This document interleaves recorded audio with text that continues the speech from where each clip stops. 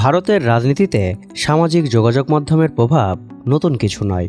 তবে 2026 সালে ককরোচ জনতা পার্টি বা সিজেপি নামে একটি ব্যঙ্গাত্মক সোশ্যাল মিডিয়া পেজ যেভাবে হঠাৎ করে আলোচনার কেন্দ্রবিন্দুতে উঠে আসে তা ভারতীয় রাজনৈতিক ইতিহাসে এক নতুন অধ্যায় তৈরি করেছে।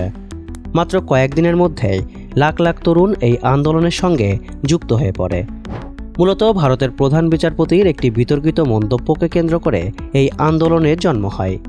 একটি মামলার শুনানিতে তিনি কিছু বেকার যুবক, সাংবাদিক ও অধিকার কর্মীদের পরজীবী এবং ককরোচ বলে উল্লেখ করেছিলেন বলে অভিযোগ ওঠে। ভারতের প্রধান বিচারপতির মন্তব্য সামাজিক যোগাযোগ মাধ্যমে ছড়িয়ে পড়তেই তরুণদের মধ্যে ব্যাপক ক্ষোভ তৈরি হয়। অনেকেই মনে করেন দেশের বেকার যুব সমাজকে অপমান করা হয়েছে, কারণ ভারতের লাখ লাখ তরুণ দীর্ঘদিন ধরে চাকরি সংকট, মূল্যবৃদ্ধি ও রাজনৈতিক অবহেলার শিকার হয়ে আসছে। আন্দোলনের সমর্থকদের মতে ভারতের তরুণ সমাজও অনেকটা তেলাপোকার মতন অবহেলিত, কিন্তু এখনও টিকে আছে এবং লড়াই করছে। জ্ঞানলোকের আজকের ভিডিওতে আলোচনা করা হবে ককরোচ জনতা পার্টি কি, এটি কেন গড়ে উঠল এবং কিভাবে বিজেপির পতনের কারণ হতে পারে। আপনি যদি জ্ঞানলোক চ্যানেলে নতুন হয়ে থাকেন তাহলে অনুরোধ করব চ্যানেলটি সাবস্ক্রাইব করে বেল আইকনটিতে প্রেস করতে।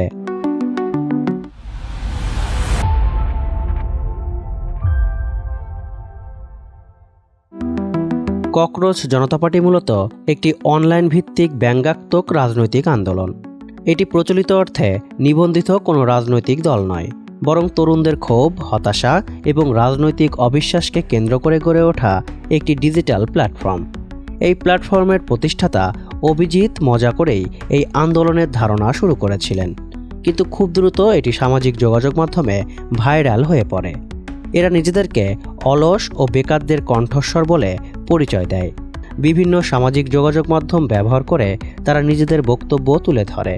এ কারণেই জেনজি প্রজন্মের কাছে এটি দ্রুত জনপ্রিয় হয়ে ওঠে। ককরোচ বা তেলাপোকা শব্দটি যেভাবে অপমান হিসাবে ব্যবহার করা হয়েছিল, সেই অপমানকেই প্রতিবাদের প্রতীকে পরিণত করে ভারতের তরুণরা।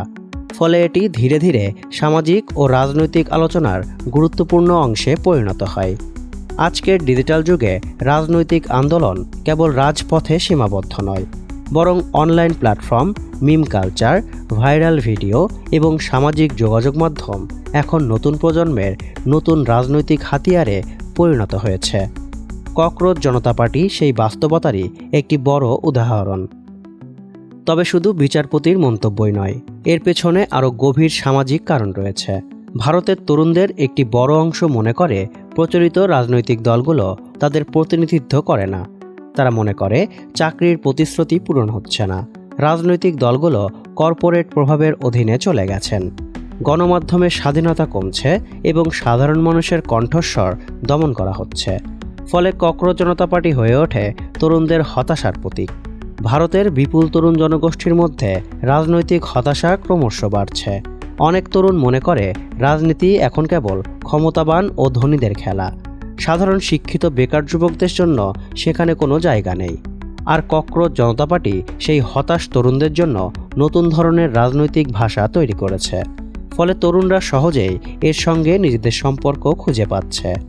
আরেকটি বড় কারণ হলো এই আন্দোলন তরুণদের অপমানবোধকে এক ধরনের সম্মানের রূপ দিয়েছে। এই অপমানকে তারা উল্টো পরিচয়ে পরিণত করেছে।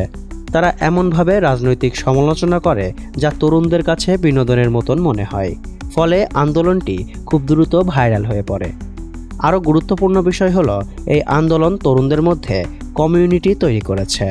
যারা নিজেদের অবহেলিত মনে করত, তারা এখন মনে করছে তারা একা নয়।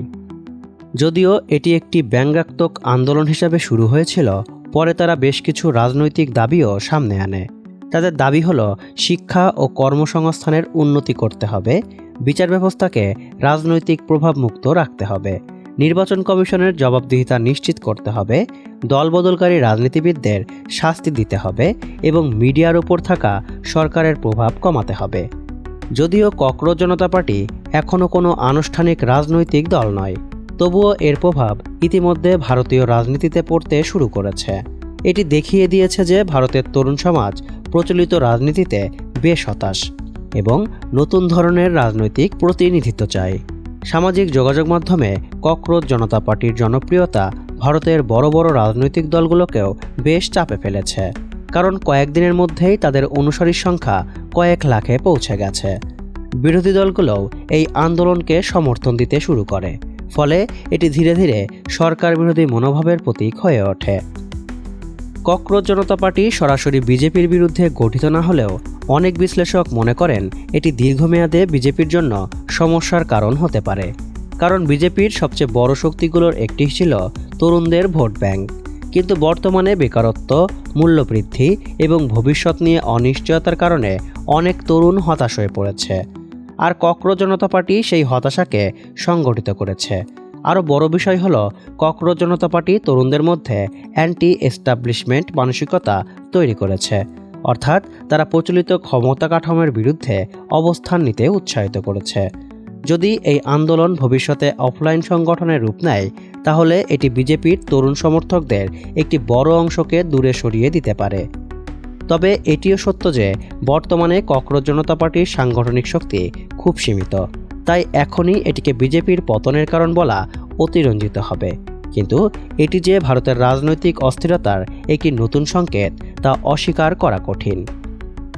ভবিষ্যতে ককরোচ জনতা পার্টি রাজনৈতিক শক্তি হয়ে উঠুক বা না উঠুক, এটি ইতিমধ্যেই ভারতীয় রাজনীতিকে একটি গুরুত্বপূর্ণ বার্তা দিয়েছে, আর সেটি হলো তরুণ সমাজকে আর অবহেলা করার সুযোগ নেই। এখনও পর্যন্ত ককরোচ জনতা পার্টি মূলত অনলাইন আন্দোলন হিসাবেই পরিচিত, তবে ইতিহাস বলে অনেক বড় রাজনৈতিক আন্দোলন প্রথমে ব্যঙ্গ বা প্রতিবাদ হিসাবেই শুরু হয়েছিল।